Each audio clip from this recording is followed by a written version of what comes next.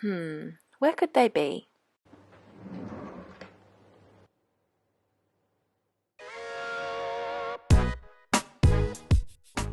This was an inspired resolution by a good friend of mine. I feel like each year has a new energy. Like, I feel like every year has a new energy. I feel like 2020 is about realizing things. And I feel like this year is really about like the year of just realizing stuff. And everyone around me realizing stuff. And everyone around me, we're all just like realizing things. 2020, looking good. 2016, looking good.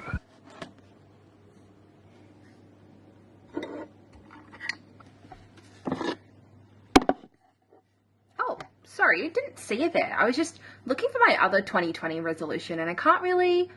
Oh, hang on. Here it is.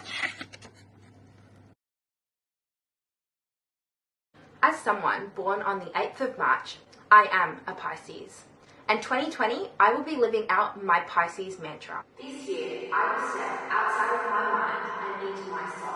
I will embrace the nature of a Pisces, to be your biggest hype man and support you even when I don't agree with your decision.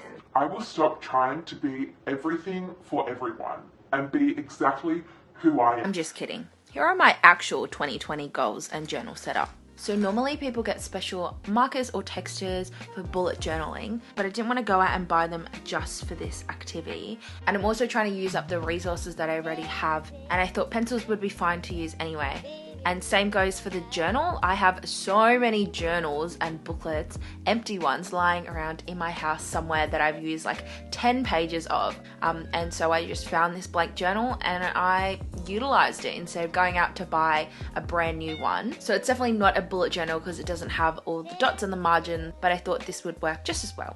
So I started by drawing out the dates for the entire year. I kind of drew it out roughly first, and then went back to kind of measure and put some dots in place just so that I had a little bit of structure. So I kind of knew roughly where each month was meant to go. I thought about penciling out all of the dates and then writing over in pen, but then I kind of did January, February, and then I realized I really didn't want to do that. So then I kind of roughly figured out what I need to do, and then I just went in with a pen and just drew it all.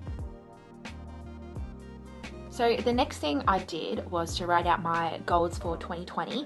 I thought I would put them at the beginning of the book to mark the new year and the things I wanted to achieve this year.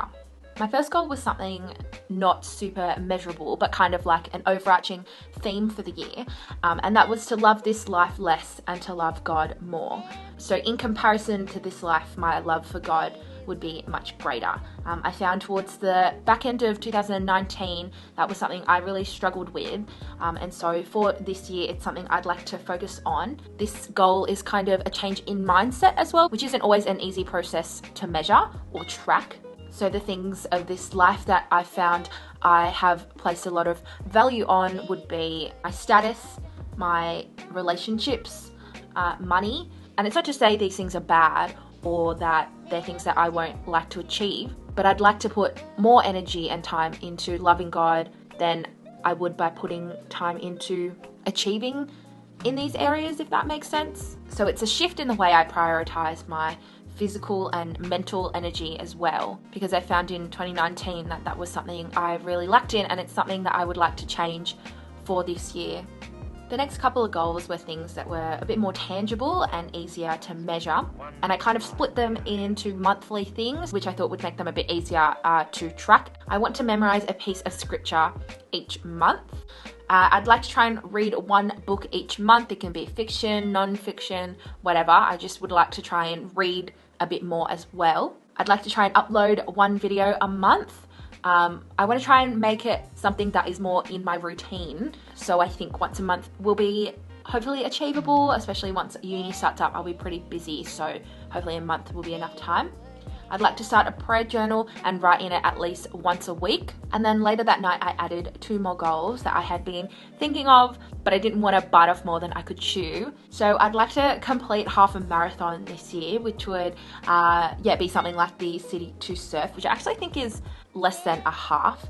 But yeah, I'd like to do something like that and kind of prioritize and do something more physical. And I'd also like to go horse riding at least once a month.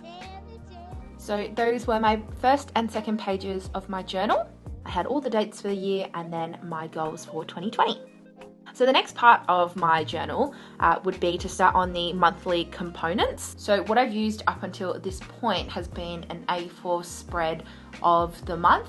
And I leave enough room so that I can write little notes in for each day, and I like that I can see the entire month in there as well, and it helps me plan a lot better.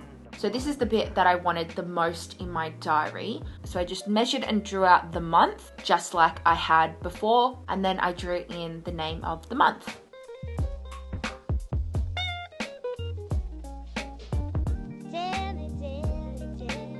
So then the next bit would be the piece of scripture I would memorize. So what I decided to do for January was to memorize Ecclesiastes chapter 3 verse 1 to 8. And then on the next page I wrote in notes. Again, I'm not sure if I'll need a whole page. I'll just see how I go maybe for the next 2-3 months, and then I'll change it up if I need some more space. Then I watched a couple more bullet journal setups, and they had a lot of things like habit trackers, such as things for finance and like drinking water and skincare and all that. So I thought I'd try this out. I think writing down how much I spend and seeing as well is going to maybe change the way I spend my money. So along one column, I had the amount of money I would spend, and then down along the bottom, I marked in each day of the month. And then I had one color for earnings and then one color for spending. So after finance, I put in the space for my video that I'd like to do once a month and the book I'd like to read once a month. This format means that I have a blank page at the end of each month. I'm assuming that I'll probably use it for other things, but I couldn't really think of anything else I wanted to add in, so I just left it for things later down the track. Then I started on the February spread. So what I didn't do that most journals will have is space for every single day. I didn't add this to my journal just because I didn't really think I needed it. If I have events or anything like that, I will write it on the monthly calendar. And if I have checklists to complete each day, I usually just write it on the notes app in my phone anyway and check it off as I go. I find that a lot easier, and I've been using that for a lot longer because I just carry my phone with me everywhere, so I'm just able to tick off things easily. So then I started on the February month and I did the exact same layout. I had the first 2 pages for the monthly spread, and then I had 1 page for scripture, and then the next page for notes and for finance, then the page after that for the video and the book, and then a blank page, and then a new start for a new month. I'm sure my journal is subject to change as I figure out things that work or don't work for me for each month, but I thought this would be a good way to get organized and to keep track of things for this year. So yeah, this is the end of my 2020 journal setup and goals video. I hope this was helpful for you if you're doing something similar to this, and thanks for watching.